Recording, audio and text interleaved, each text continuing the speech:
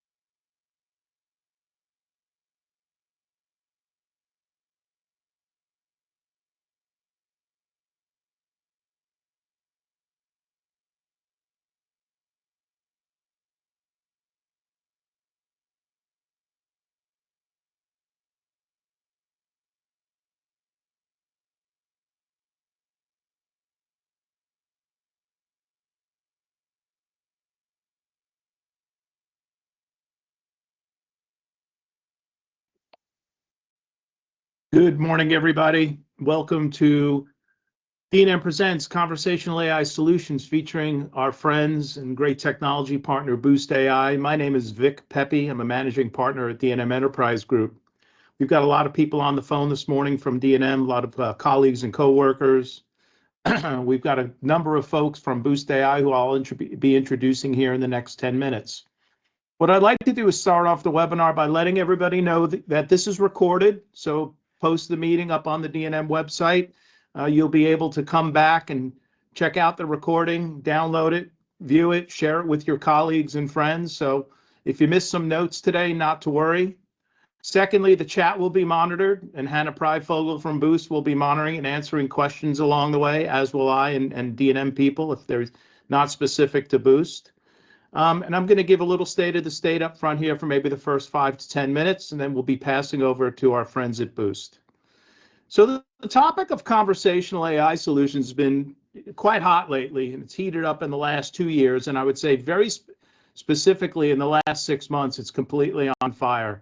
It's done from, is this something that works? Is this something I should be using to an incredible tool for the enterprise, not only for creating efficiencies, but creating revenue opportunities, response times, and making more available an interaction for a customer. So I put together the top 10 things that come from conversational AI solutions.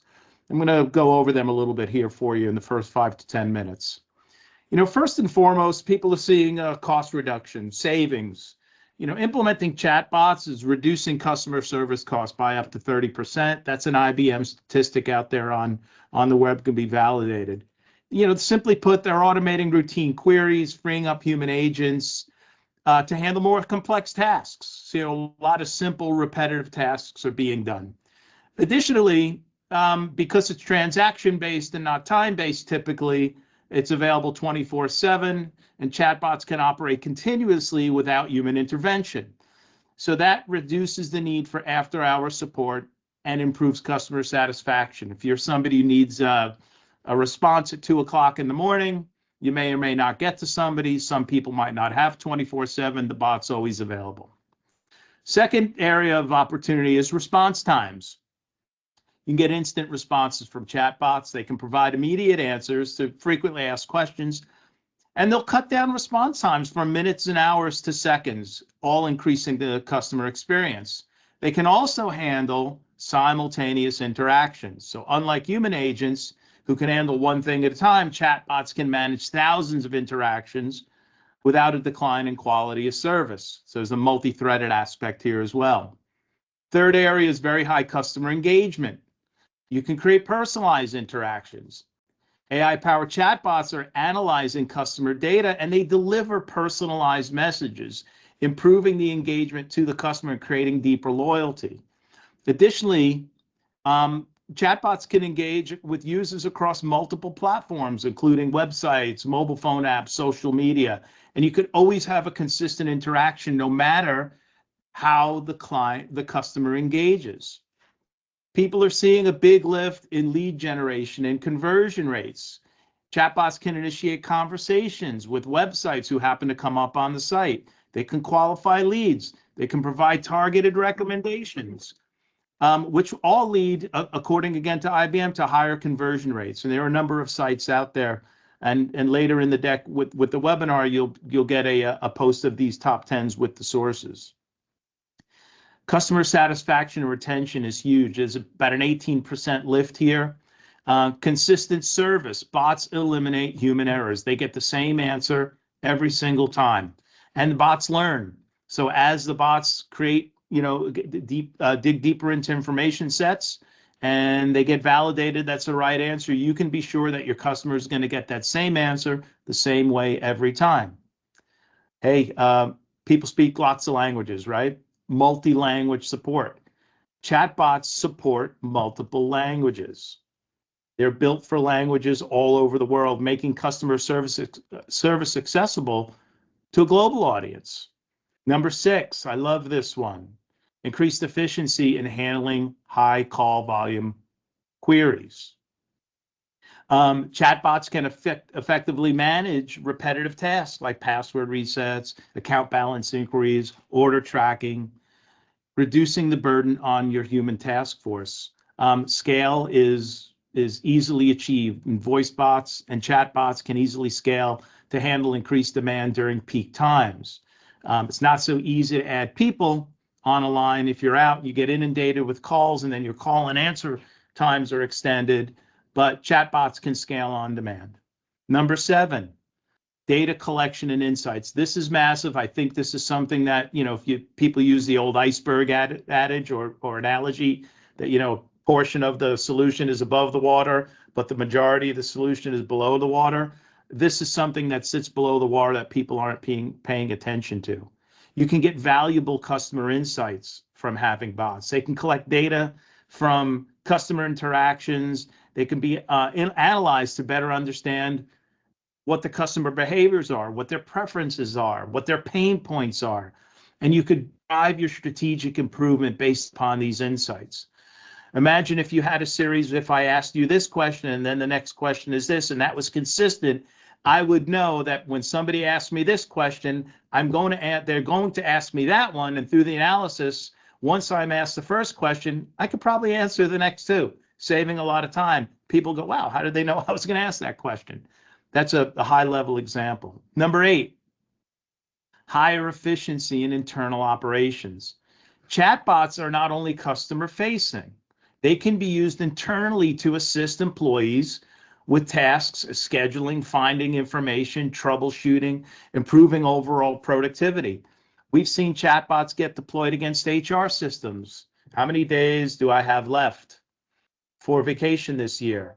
Vic, you've got 6 paid vacation days. You've got 3 days for PTO. Have a good time. Go on vacation. Additionally, bots are against HR systems for answering policy-related questions, taking a lot of pressure off the HR department. Hey, omni-channel integration is number 9. Modern chatbots integrates across many channels: SMS, chat, websites, voice, etc., and can handle the interaction from one of those channels to another seamlessly, depending on the interaction of that customer. They can effectively transfer complex queries to human agents. They can complete with contexts, and they could make the transition seamless, reducing the need for customers to repeat information. Everybody hates that. I type stuff in the chat. Next thing you know, somebody picks up. They have no idea where they're going. That's in sort of a chat that's not automated and manual. Bot-driven chats can present that information to people, pick up where the conversation left off. Last, certainly not least, and one of the most important pieces, and there's been a lot of dialogue in this place around security and compliance. Chatbots are designed with security in mind. They comply with privacy and data regulations like PCI, GDPR, high trust, et cetera. These platforms are built for compliance. Additionally, you could have logic in a chatbot that can have advanced capabilities in detecting suspicious activities or behaviors. Customer interactions can be analyzed, reviewed, and this can be an additional layer of fraud prevention in your enterprise. So if the legal and compliance people come to the table, or for those of you who may be in that role on this call, save some of those questions for the team here, for Rob and Hannah, and you'll see how you can enhance compliance and security. So I did that in 9 minutes, not 10, Rob. And so that's my state of the state. Without any further ado, I would like to introduce Rob from Boost AI, who's going to lead us through the presentation here this morning. That's perfect, Vic. Thank you. And I got to tell you, listening to you talk about all that conversational AI was giving me flashbacks of listening to your audiobooks. I thought maybe I was driving down the road to the soothing voice of Vic Pepe. But yeah, thanks everybody. I'm Rob Clark. I'm a VP of Strategic Alliances at Boost AI. With me is Hannah Pryfogel, who's the Director of Strategic Alliances. She'll be answering questions in the chat, as Vic alluded to. And then the brains of the operation, Todd Blevins, will be walking you through a demo of the Boost AI solution as soon as I get done with my speech. So I'll try to not take too much time so we can get to the important stuff, which is Todd's stuff. But I thought I'd start by telling you a story. There's a credit union up in Michigan that's really well known for its ability to innovate, which is sometimes a little bit of a conflict when you're a credit union and you're innovating. But MSU-FCU, Michigan State University Federal Credit Union, is known for innovating. And there's a guy up there named Ben Maxim. He was VP of Digital Strategy, and he started looking into conversational AI. And as Vic said, conversational AI, the way we look at that is it's basically automating either chat or voice and doing the things that sometimes humans would do. But if you're doing it right, you should do it so that the person on the other end, maybe we don't want to hide that it's a bot, but the person on the other end gets the information just like it was a human, and they actually feel good with the interaction. And that was really Ben's vision for MSU-FCU. Is he wanted to actually create a superior service so customers or members in their cases felt better once they were done with that interaction. So Ben started out to do that. He decided he wanted to do an internal virtual agent to begin with. They were trying to do this with a company that was not Boost. It took them over a year. They couldn't get the results they wanted. They finally gave up. They decided to deploy Boost AI, again, for an internal agent to begin with. Within 8 weeks, within 2 weeks, they had an 80% resolution rate on their virtual agent. So resolution rate, sometimes in the conversational AI space, you might hear different companies talk about containment rates. Containment rate is simply if a customer or a member in their case hits that virtual agent, do they have to get transferred to an agent or not? But if they leave, they could leave mad or whatever, but they didn't get transferred to a human. And if they didn't get transferred to a human, then that company might think that they succeeded. But the problem with that is that doesn't mean that they actually resolve the problem. And so what we measure is resolution rate. So within 2 weeks of deploying their solution, from the time they started the install to 2 weeks in, they were at 80%. A few weeks later, they got to 96%, and now they're at 98%.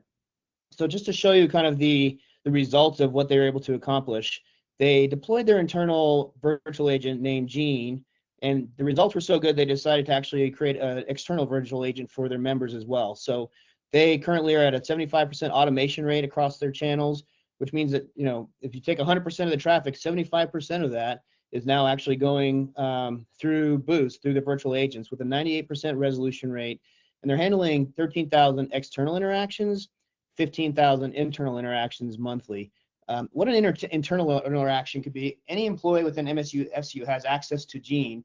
They treat Gene like a member of their family, a member of their organization. They ask Gene any question, and Gene answers those questions. It can be if they're talking to a member, or even if they have a question about, as Vic said, PTO or whatever it might be.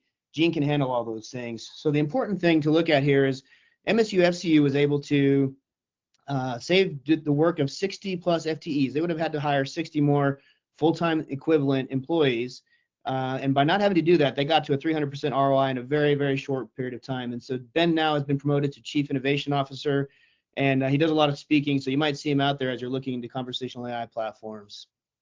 So a little bit about Boost AI. We started in 2016 well, our founders are from Norway. They went to Berkeley University. When they got done with university, they came back to Norway. They're trying to figure out what kind of AI project they should create or what kind of AI platform they should build.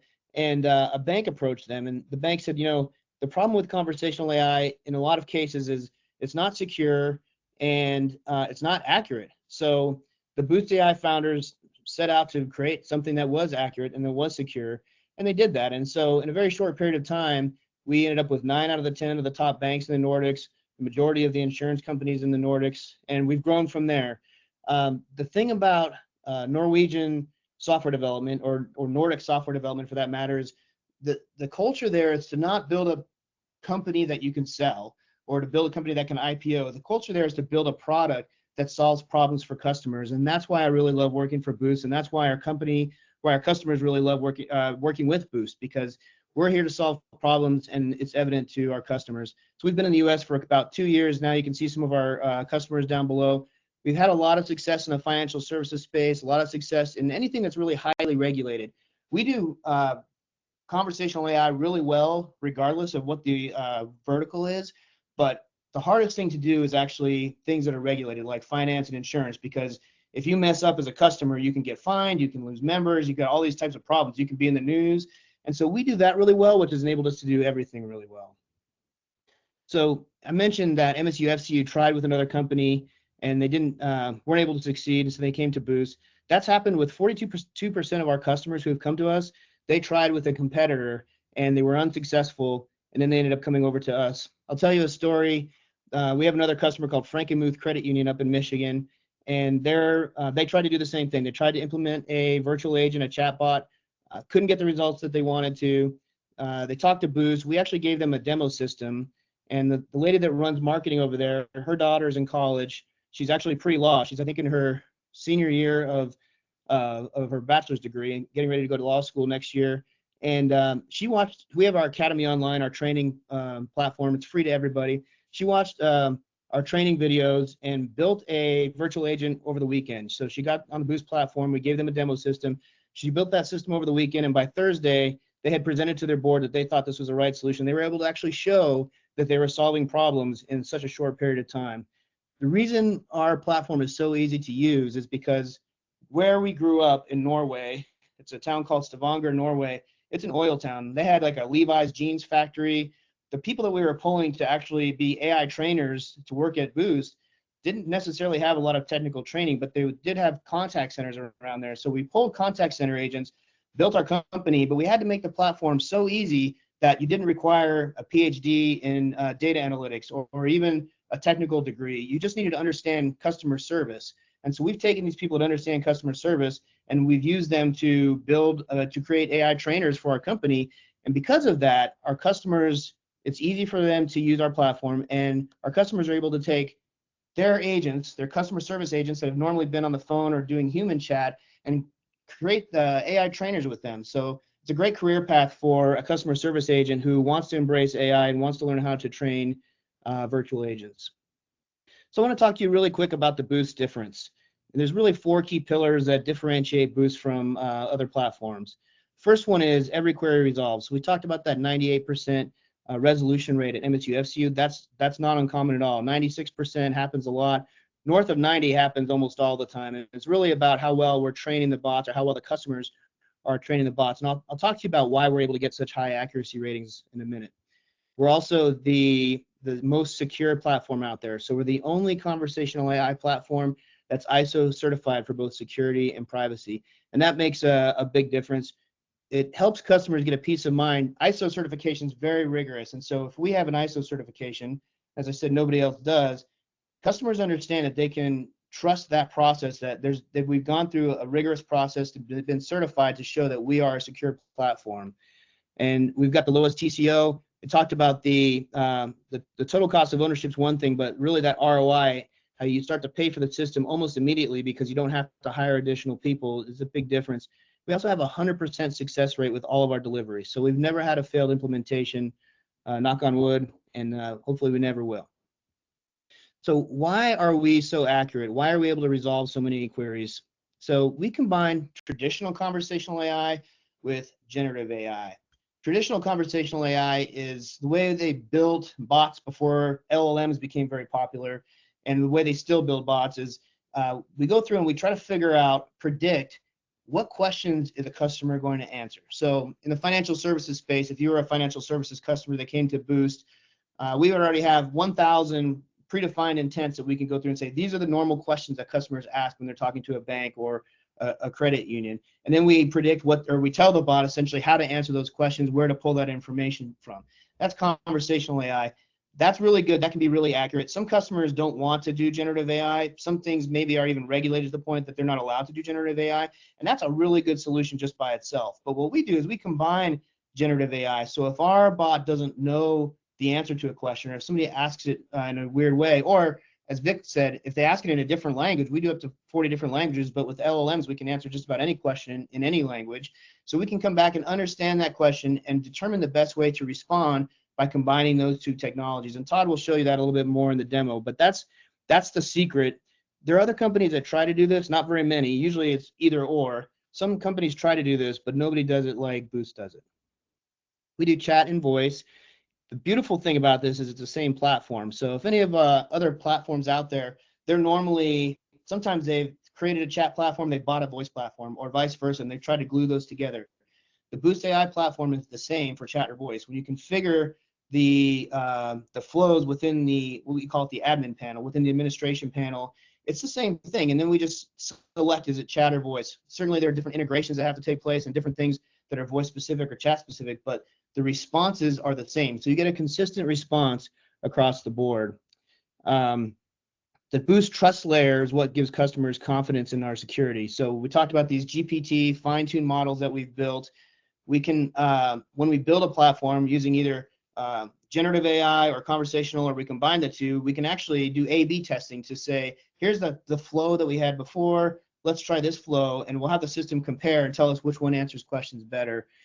We do topic switching very well. Topic switching is, to stay with this credit union theme, I might call in and ask for my balance, and then I might decide that I want to apply for a loan, and then I might actually want to lament to the virtual agent that I'm out of a job and I'm not going to be able to pay my bills anytime soon. Our virtual agent can handle all those things and switch between topics very easily. In a traditional conversational ad platform, they take you down a flow, and it's very hard to get out of that flow. But we can switch back and forth very easily. And as I said, it's one single platform, whether it's voice or text or whatever it might be. So what that looks like, and this is what Todd's about to show you here. We build a platform within the admin panel. You can see that on the left where it says build, and we go through and those things on the very far left are called intents. Those are the predicted questions that we're going to have. We tell the bot how to respond to those or what we want it to do. But then as customers are interacting with our virtual agent, we start to analyze what's going on. And if we see that there are some questions we didn't think about, the system will actually tell you and suggest that you should add some new intents into the platform. And then again, we can do A/B testing to optimize that and say, well, do we want to use the old way or the new way? The system will hit the test button basically, and the system will tell us which one worked better, and then we can decide to which one to go with.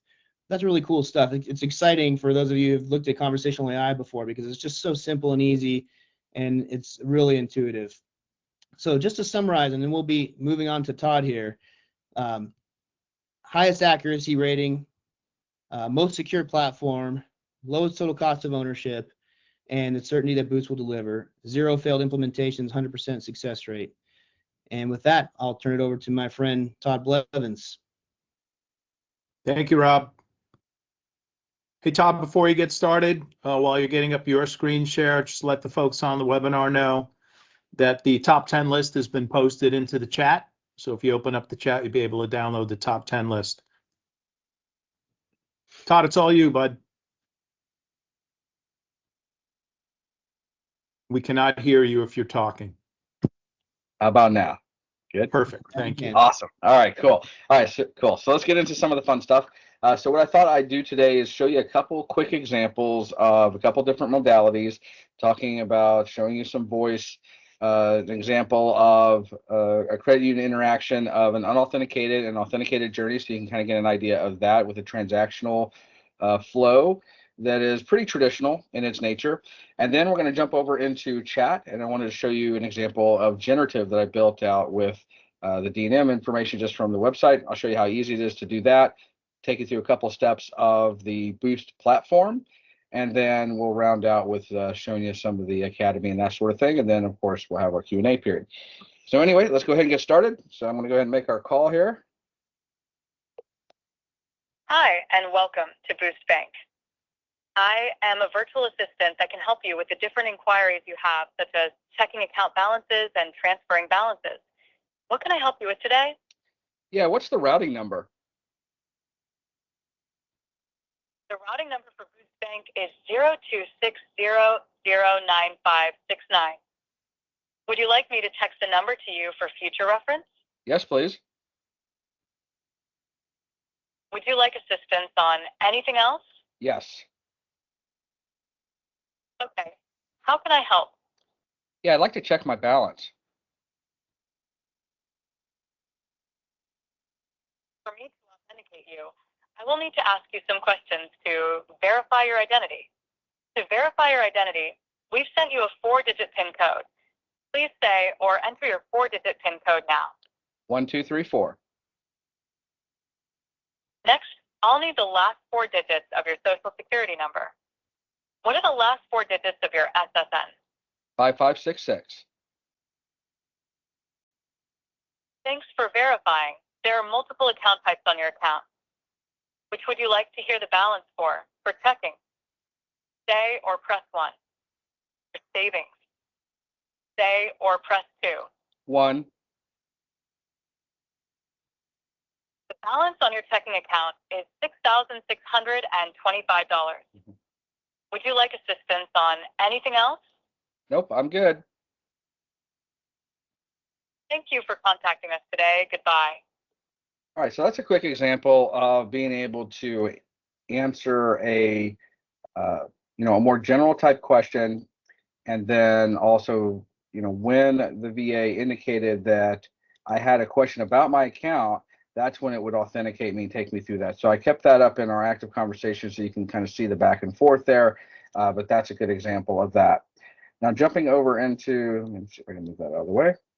Jumping over into chat. And of course, please keep in mind that everything you're seeing today is 100% configurable. So the responses, all that type of thing, and even the voice that you heard. So there's a lot of different options when it comes to the type of voice. So that's just one. We support anything up to Microsoft, Google Voices, as well as 11 Labs. So you can even record your own personal voice. It'll take that in and use that. So a lot of options when it comes to how you actually want the VA to sound when it comes to the voice side of things.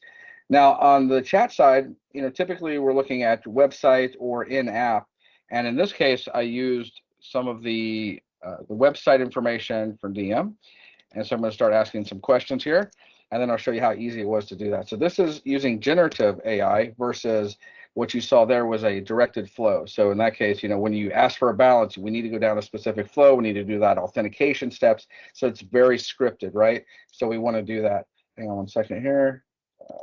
Cache got redone. And here we go. And so in that case, you have a specific flow, like Rob was mentioning. There's going to be some cases where it needs to go down a specific path, versus when you have maybe more generalized questions, hours and things like that, you can use generative AI, and we can open that up to a little bit more conversational back and forth.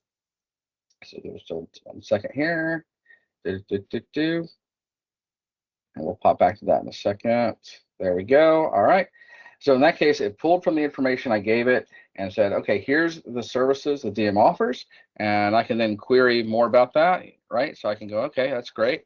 Why don't you tell me more about the contact center, right? Some things that you offer there. And you also notice it's given us the link down at the bottom there as well. So again, based on how you tell the virtual assistant you want it to interact with the customer, it can do that very well. So this is just picking up this information based on the information I provided. Say, here's all the list of the knowledge sources that I want you to use to answer these questions. And then it's doing that in a very nice way. And I can even come through here and say, okay, well,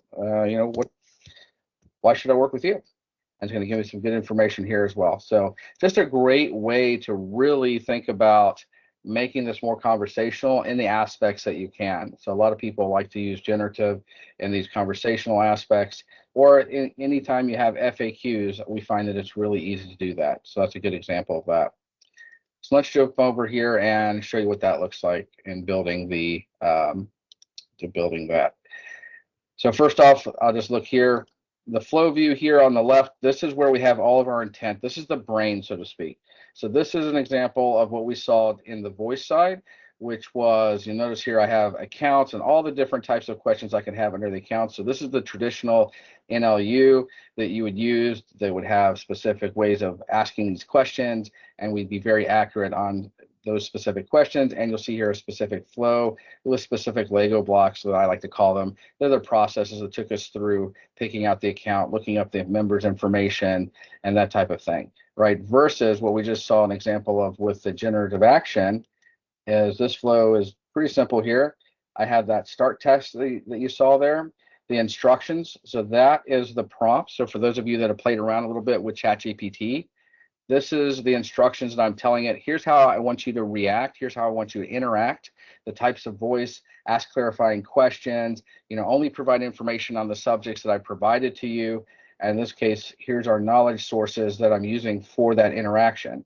So these can be hosted information. This can be your policy documents, PDF, Word docs. We also have a connector that can connect to third-party sources such as Salesforce knowledge bases. We can connect to SharePoint, Google, just about anywhere you've got. So you can pull in that information. And what's nice about using any type of hosted information in your environment, you don't have to come back in here and update the virtual assistant with that information.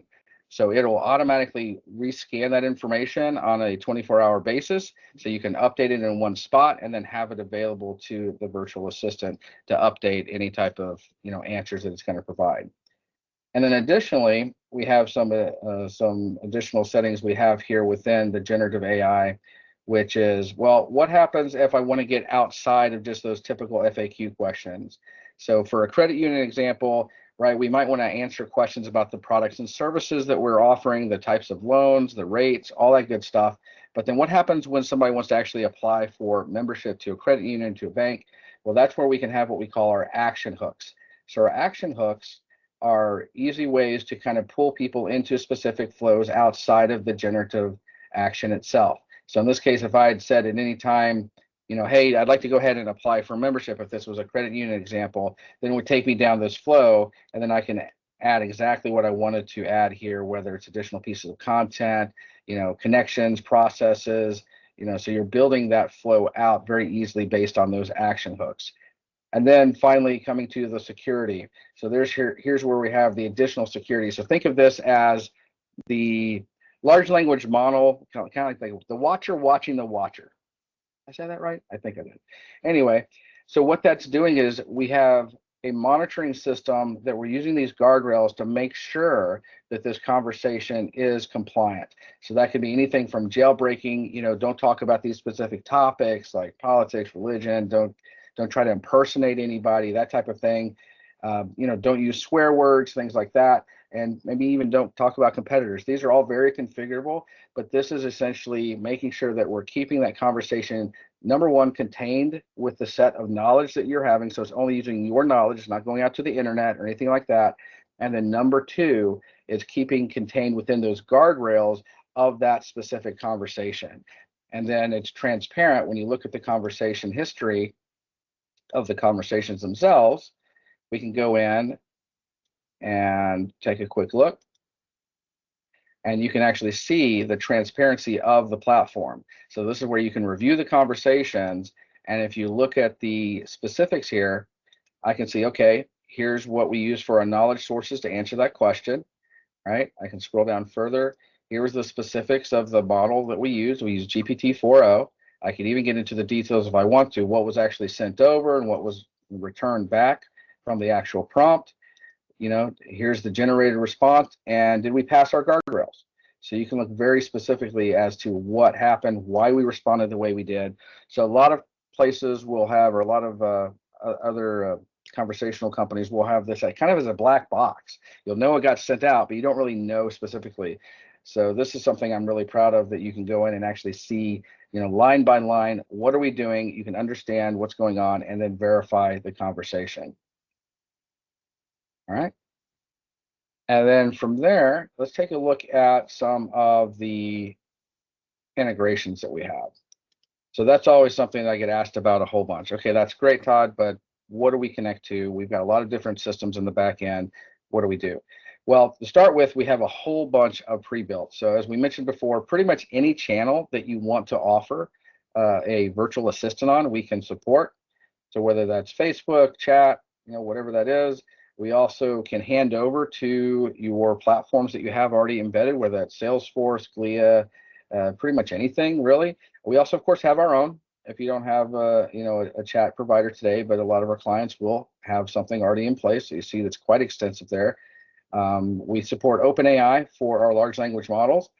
And then we support lots of different ways of authentication. So in many cases, we have relationships with the cores. So for our banking and credit union clients, we'll usually authenticate, especially in voice, with the cores. On chat, we'll typically authenticate to the online banking provider. But we also support Okta, OpenID, Connect, and many others. And then as you see here, we can connect to backend systems as well, whether that's Banno, Salesforce. We have our correlation, Scimitar, Q2. So all that's down here as well. And then, of course, for our voice gateways that we're using to provide the speech-to-text, text-to-speech, we offer Twilio and Veer. So I used a combination today. So what you heard today was Veer, which is more common in EMEA. So a lot of places don't, or a lot of people don't really know that one as much as Twilio, but we can use either one. And it's very flexible when it comes to that. So we used a combination today, just so you know. Then when it comes to security, all of that is available to you as well to meet your requirements. So you can choose your specific retention periods, what you actually want to redact. So it's a quite extensive list, as well as you can add in your own custom so that you're within your own governance requirements. And of course, we have a lot of best practices when it comes to that.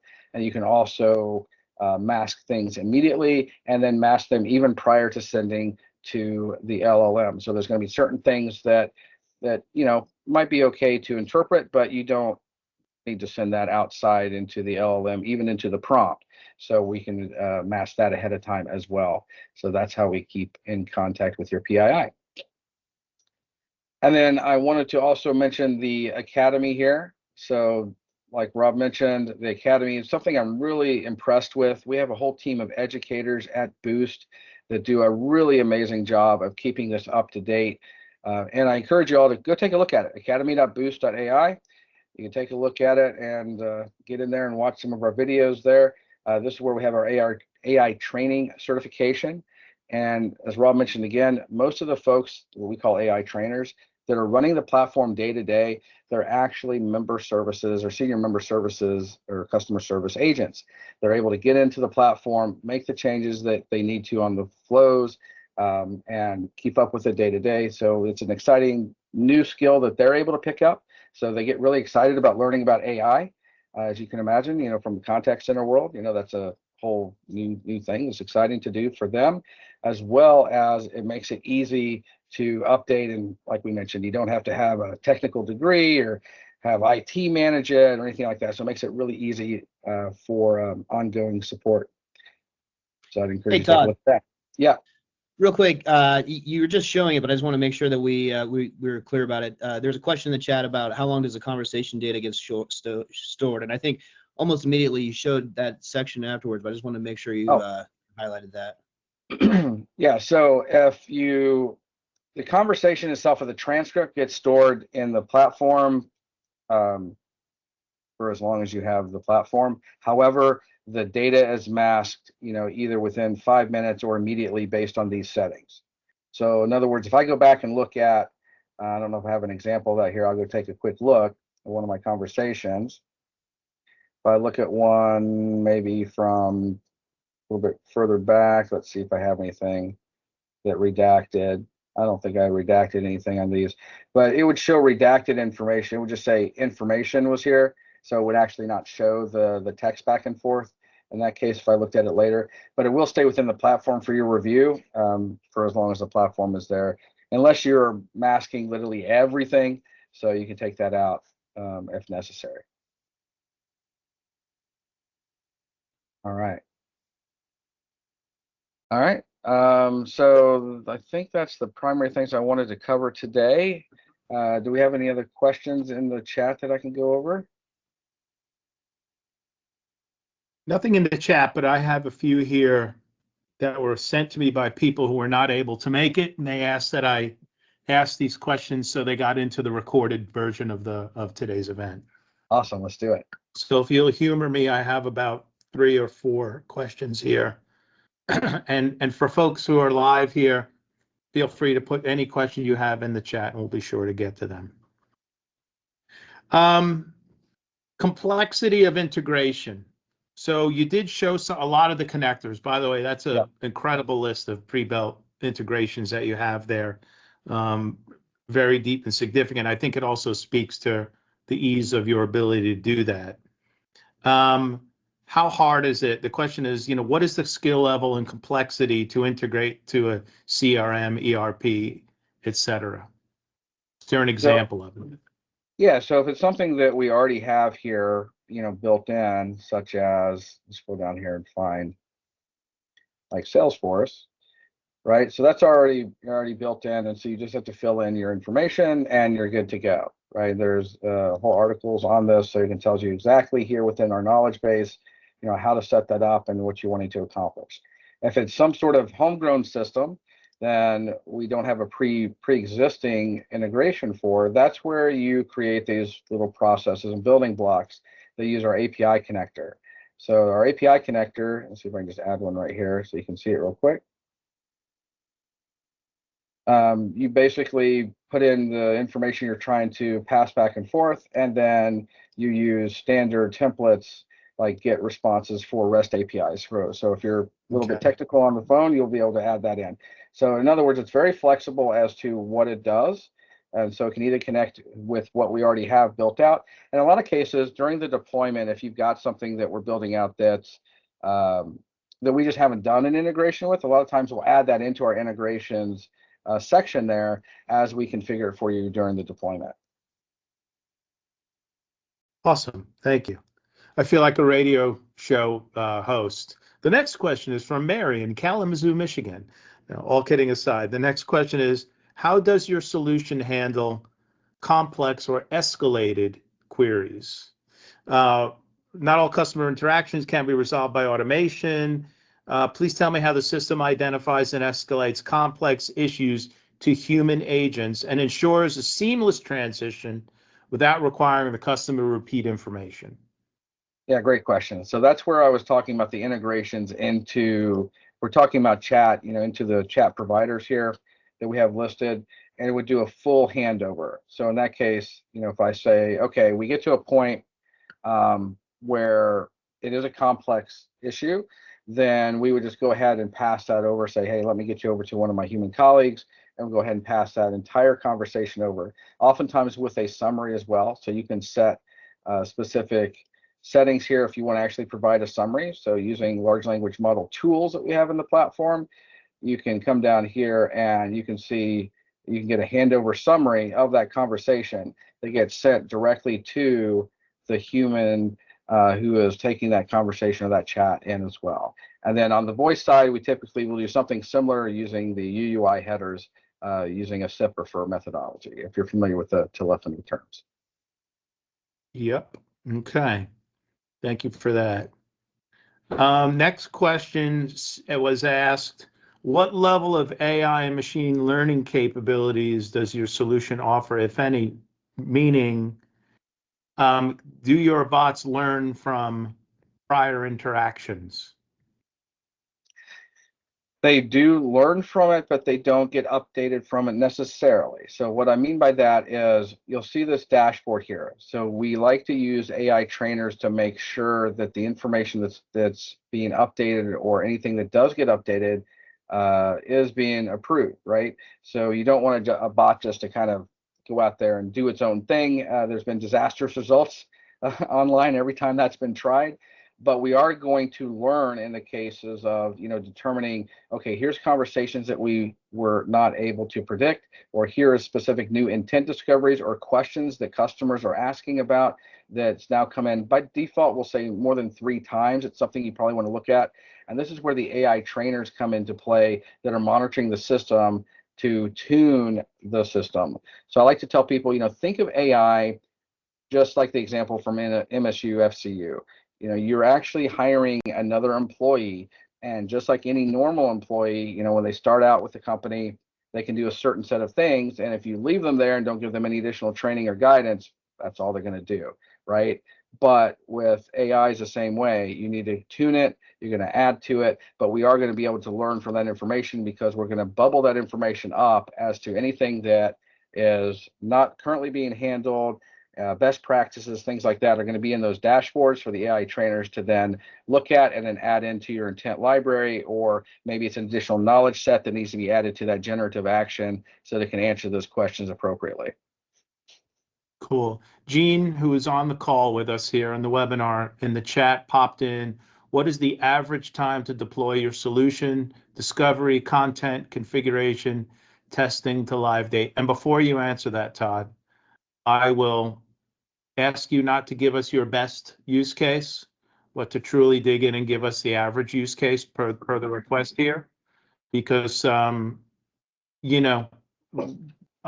I understand Gene, he's going to have this conversation later with somebody, and he needs real information. Yeah, so typically it's between 6 and 12 weeks for chat, right? So of course it's dependent upon the number of integrations you do on top of that. But usually if there's any delays in that process, it has to do with authentication, that type of things. But overall, 6 to 12 weeks is typically what we're starting with. A little bit longer if we're talking about voice, and that's just because a lot of times, you're not in full control of your telephony environment where you're having to deal with third parties and that type of thing. So I have seen in that case going up to the longest I've heard of is about 6 months from that perspective. Okay. Hey, Todd, a follow-up to that. Can you just add the big bank regulatory flavor onto that estimate? And also, have you come across quirky jurisdictional challenges when you try to roll the product across the globe, i.e. Switzerland? I haven't heard of any problems with that because we use an AWS architecture, so we're able to ensure that when we spin up a instance, it stays within region, and so we're in compliance with all of those data regulatory requirements. If you're talking about the additional complexities that happen with some of the larger banks and that sort of thing, that's usually on the sales cycle. So if we're talking about prior to signing, then sometimes a lot of times we're starting to see generative AI governance boards get involved and things like that that are elongating our overall, I'll just say, deal time to signing, just because we have to go through some additional hoops. But our deployment time is about the same, because by then we've already gone through all of the regulatory issues that we needed to, and getting the sign-offs and the conversions from the security teams and the governance boards and that type of thing. So our deployment's about the same. I'm trying to think of a bank that we just recently did this with, and they've been developing right now, but they're developing 2 major use cases, one for HR and external at the same time. And so they're at the 3-month mark right now. And they're probably going to go live in the next month or 2 is the way it's looking like. So yeah, you can add complexity onto that. So that's why you typically want to think about this. Okay, what do we want to do? Think of it as a phased approach. What do you want to do in phase 1? What can we knock off quickly and make a big impact on? and are there things that we can work on along the way? Like I said, a lot of times that's the authentication, the connection into the cores, the backend systems, maybe the telephony systems, third parties, that type of thing.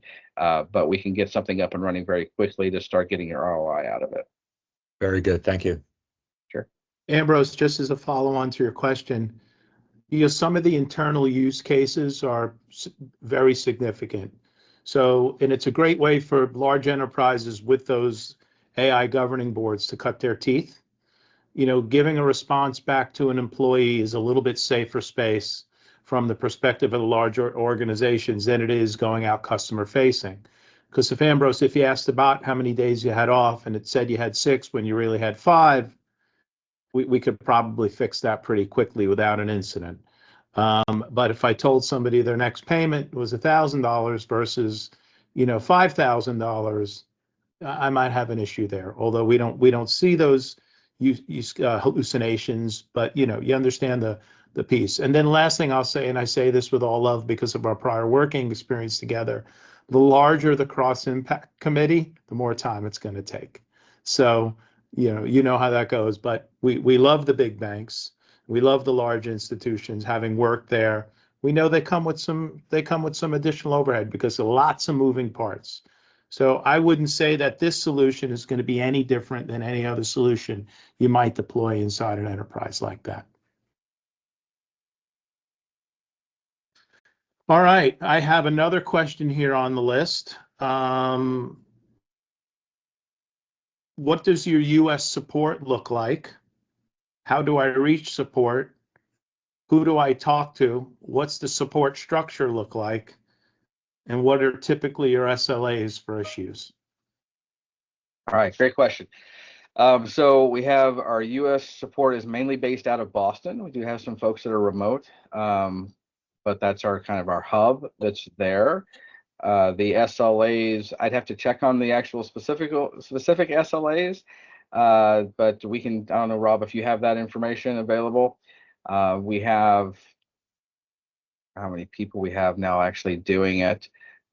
6 or 7, but we're very responsive when it comes to any type of customer issues. As far as connecting, there's a couple different ways you can do that. You're going to have an account team, so you have direct connections to folks in Boost. So you'll have typically what we call a technical CSM that'll be responsible for your account. So you'll be able to reach out to them directly. And of course, we always stay very close with our clients and customers to make sure that any issues being addressed very quickly. So Rob, I don't know if you want to chime in on that as well. No, and I too do not know the exact SLA. I've never come up against that, interestingly enough. But you're right, Todd. The technical CSMs work very closely with each of our accounts, and so they're generally your first stop. Of course, you also know the CSM manager. He's also in Boston, and so he always serves as an escalation point, and all of our customers have his contact info as well. Right. Good. I have one last question on the list here. And Todd, I know you showed potentially some of this, but I'll ask the question again anyway. Monitoring and analytics post deployment. Do you have any dashboards and insights and things that I can look at? And can you spend a minute drilling down on them? Sure, absolutely. So the first piece is the main dashboard here, which is going to have a lot of information available to it. It also talks about our hybrid NLU and how we determine what messages are coming in there. We have differing, intent traffic reports over here in statistics that can be sliced and diced here in a really a lot of ways that you can do that. When it comes to, what are your top intents, where the traffic coming in on these specific topics, that type of thing. You can look at additional information here when it comes to overall usage, messages, how many conversations are being transferred to humans, what's going on with the natural language processing, how are we predicting, that type of thing. ASU, which is something we didn't really go into too much today, but that's our proprietary use case of how you handle multiple intents at the same time. So we're able to do that as well. So a lot of times if you ask, hey, I'd like to come in and get my routing number and I'd like to get my balance today, it's going to go and understand that we're asking for more than one thing at a time. Say, okay, great. Which one would you like to do first? And then allow the member to do that. So it's going to pick that up as well. You've got feedback information. So at the end of the conversation, you're going to get a simple survey, and we can also integrate into other survey platforms. And then you can pick up additional things like specific goals. So when I was giving you the example of, a member wants to apply to for an account or for a product, well, you could have a goal set that if they start that journey, that they complete it, and you can see how many folks actually go through and complete these specific tasks and things of that nature. And then we can get into, how many conversations are being authenticated, what devices are they coming in from, that sort of thing. We have other reporting capabilities when it comes to the actual AI trainers. So it's called a cleanup report, which looks at the traditional conversational NLU that'll pull that information. And then, of course, we have an export API that if you've got Power BI or something else of that nature and you want to export all of this data into your own dashboards, you can do that as well. So a lot of really great options available to you here when it comes to the analytics and reporting that's available. Awesome. Thank you. Todd, great job. Thank you for the view in the time allotted here. I think it was pretty comprehensive. Checking the chat here. No last questions here in the chat. Rob, you out there? I'm here, Vic. We see your handsome face. Hit the camera button. Is it okay? Yeah, I want to ask you a question. Give us the top 2 reasons from your perspective why clients love Boost AI. Yeah, I think that's a great question. It generally does more than customers expect. It's easier to configure. Let's just make that one. But the other one I think is time to value. So I hear story after story after story of customers trying to deploy AI, and it's a confusing space. I mean, everybody talks about all this. They put AI in their title, and then they talk about all this weird stuff, and it's very unclear to customers sometimes what exactly you do. It's very clear what we do, and the amount of time we actually get customers their money back, and then some, and we start paying for our platform and saving customers money and getting them a return on investment. I've never seen anything like it in the industry. So for customers to be happy with the platform, to love using it, and to get their money back in a short period of time, that's definitely what people love about it. Great. Ambrose, you have your hand up. You can unmute. Yeah, just a follow-up on that. So people are either delighted by the chatbot experience, i.e. Amazon does a really good job of steering you to the answer, or repulsed by the circular chatbot experience, i.e. some of the challenges we have within the company that I'm part of. Just in like 2 sentences that were, time's up. What's the Boost AI difference that leads to the delighted customer more often than the repulsed customer? Yeah, I would say that we don't, and Todd, I'd love to hear your thoughts on this, but we don't trap customers. There are companies, whether it's the product itself or the actual end user company that's bought the product, that will put effort into creating that circular experience so that the customer can't get to an agent. We don't ever try to do that. If a customer ever wants to get to an agent, I mean, it's up to the company, it's up to the end user, but the normal thing that we'd advise our customers to do is transfer them immediately to an agent and give them the context of why they want to get there. But I would also say that our customer experiences with our virtual agents, whether it's a bot or the voice, we solve problems and we answer their questions, so they end up being happy with the experience. And because our bots have the ability to interact on a human nature, so if I was talking to a bot and I said, I'm getting married in a month and I need a home equity loan, the bot would say something like, well, congratulations on your marriage, and here are your different options. And so it's just a different experience than people have normally experienced. But especially early on in the chatbot world, the goal of companies was to keep customers away from their human agents, and that's absolutely not our goal. Our goal is to solve problems, and if you want to go talk to an agent, you're more than welcome to. I like your mindset. Thank you. Great answer. Hey, Ambrose, I'll add something there. Let's liken this to IVRs, right? Same concept. We have all worked in big places, small places. The design of an IVR is intentional. I have done work for companies that would, at all costs, not deflect that or not push that call to an agent because the cost of an agent is through the roof. So they put them on purpose in those circles. That was a conscious thought. There was they were willing to accept the collateral damage of doing that. And I would tell you that the bots are no different. It's all about the mindset of the company who wants it deployed. How easy do they want to make it? Amazon, you said, is unbelievable. They're committed to the delightful outcome, as we call it. They have a path to stay in, they have a path to all the data sets, a path to the information, and a path for escalation. The companies that keep you in there, I would say it's less about the technology and more about the deployment. They're doing it on purpose because the cost of that call. We actually have a customer who told us, I won't name the name of the customer, but they told us that if they receive one phone call from a customer on a monthly basis, because the margins are so low in that business, that handling that one phone call wipes out the profit on that one customer for that particular month. One phone call. So how hard do you think they'll fight to deflect that call and keep it in technology? They're going to fight pretty hard. Their competitors no longer take calls for that class of service. So this is these tools are powerful, and like all technology, it pretty much does what we tell it to do. And so that's a little bit of insight there. Ambrose, thank you for that question, the interaction. To everybody on the phone, a couple of cleanup items here before I give you your time back, all of 30 seconds.